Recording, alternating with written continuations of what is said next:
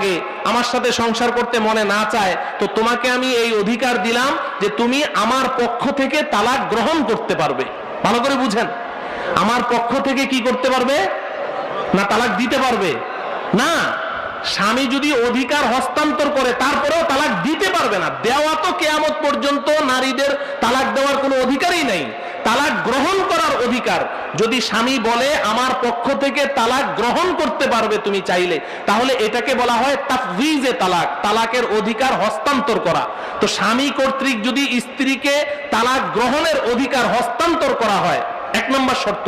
দুই নম্বর হলো এই অধিকার বলে স্ত্রী যদি বলে যে আমি আপনার পক্ষ থেকে এক তালাক গ্রহণ করিলাম, দুই তালাক গ্রহণ করিলাম, আপনার পক্ষ থেকে তালাক গ্রহণ করিলাম, এই শব্দে যদি বলে তাহলেই তালাক হবে।